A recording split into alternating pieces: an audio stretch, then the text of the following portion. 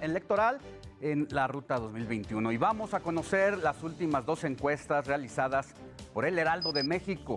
En Sonora, si las elecciones fueran el día de hoy, quien se proclamaría ganador sería Alfonso Durazo, de Morena, PT, Partido Verde y Nueva Alianza, con un 39.1% de las intenciones del voto, mientras que Ernesto El Borrego Gándara, de la coalición PRI, PAN y PRD, quedaría en un segundo lugar con el 27.3%. Mientras tanto, en Zacatecas, quien resultaría ganador sería David Monreal, de la coalición Juntos Haremos Historia, con un 42.1% de la preferencia electoral, dejando atrás a Claudia Anaya del PRI y PRD con apenas el 29.8%. Y ahora es momento de platicar cómo va el proceso electoral, pero sobre todo agradecemos la presencia de Javier Santiago Castillo. Él es exconsejero electoral del Instituto Nacional Electoral y presidente del Instituto Electoral de la Ciudad de México, para que nos hable sobre los institutos electorales, si es que están en crisis o no, sobre todo cómo están enfrentando los árbitros electorales de todo el país. No se diga el Instituto Nacional Electoral. Exconsejero, muy buenos días, gracias por estar con nosotros. No, muy buenos días, aprecio mucho la invitación, un gusto estar contigo y tu auditorio. Gracias. Cuéntenos, en este momento, ¿qué cree que es lo que deba preocuparle al árbitro electoral de cara al proceso de del 2021, que son las más competidas, ¿no? Bueno, tiene sus características especiales, pero creo que hay un factor que es muy relevante. Como nunca antes, hay limitaciones presupuestales.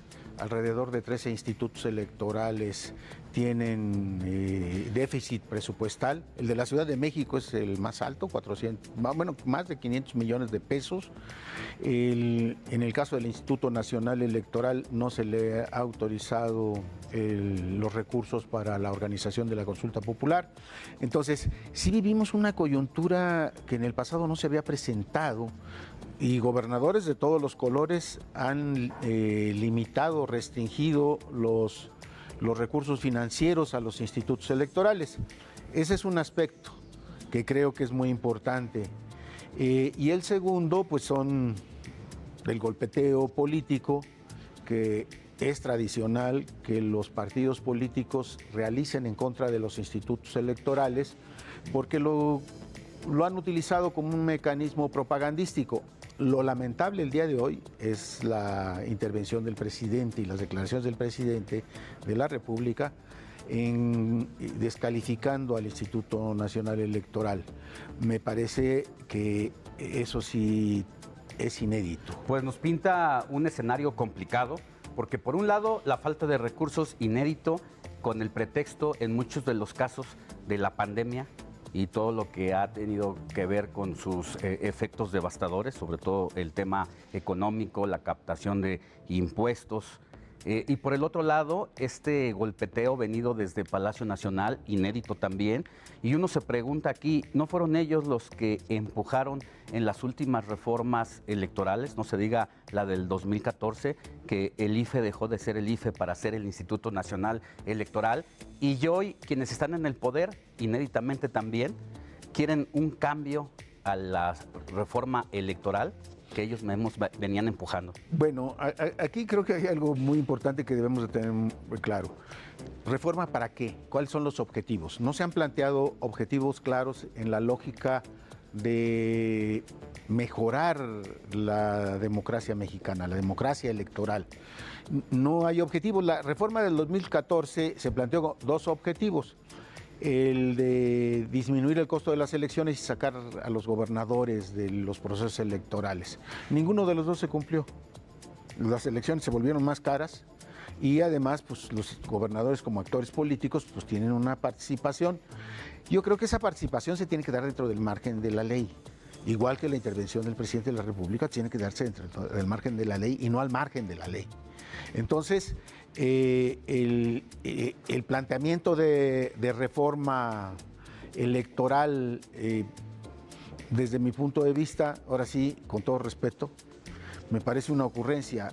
Plantear solo como una idea que el INE bueno, más bien la función de organizar las elecciones pase a la Suprema Corte de Justicia de la Nación, pues es romper todo el esquema de la división de poderes constitucionalmente establecido, que además requeriría una profunda reforma, pero también habría otro caso, otra situación muy particular.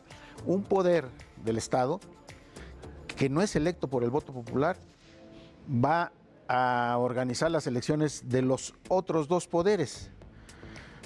Creo que la fórmula que se encontró en la lógica mexicana de crear una institución autónoma ha sido una salida virtuosa. Y ahora ya ni siquiera hablamos de lo que representa también este tema tan polémico de la Suprema Corte de Justicia de la Nación, porque sería otro tema. Podríamos, ¿no? Pero, yo no lo esquivo, pero no se puede evitar el contexto en analizarlo y conversar como parte de una generalidad. Sin embargo, a lo mejor el objetivo sí existe y el objetivo es para ellos mismos, para no tener árbitros incómodos que piten una falta que les incomoda y que tampoco les gustan las tarjetas amarillas ni rojas cuando la evidencia a la violación de las reglas del juego está ahí. Bueno, yo lo que dije es de que no había objetivos para mejorar la democracia. Puede ser que haya un objetivo para empeorarla. Exactamente, sí, claro. La concentración del poder en una democracia no es virtuosa. Una de las mayores virtudes de la democracia es la distribución del poder. Que no esté concentrado en una sola instancia o en una sola institución.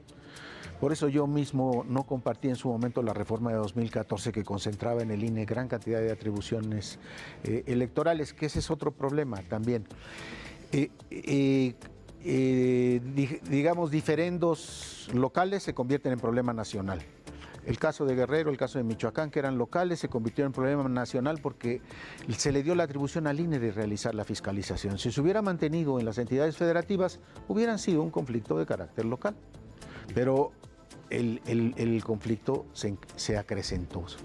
Javier Santiago Castillo, muchísimas gracias por traernos estos elementos a la mesa, al proceso electoral, porque hay que tenerlos presentes para el día que vayamos a las urnas, tener todos estos razonamientos y saber por quién votar desde el punto de vista de cada uno con los elementos que hay en la mesa como este que nos está poniendo. Que tenga buen día.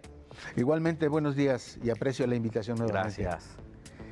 Y bueno, Lorenzo Córdoba, consejero presidente del INE, aseguró que el resguardo de la paquetería electoral por parte de las Fuerzas Armadas ya lo tiene esta institución. Esto impedirá que exista un fraude electoral. Explicó que este fin de semana comenzó la distribución de papelería y de materiales que serán utilizados en la jornada del próximo 6 de junio, donde más de 90 millones de mexicanos están convocados a votar para elegir nuevo Congreso Federal, congresos locales y autoridades locales en las alcaldías.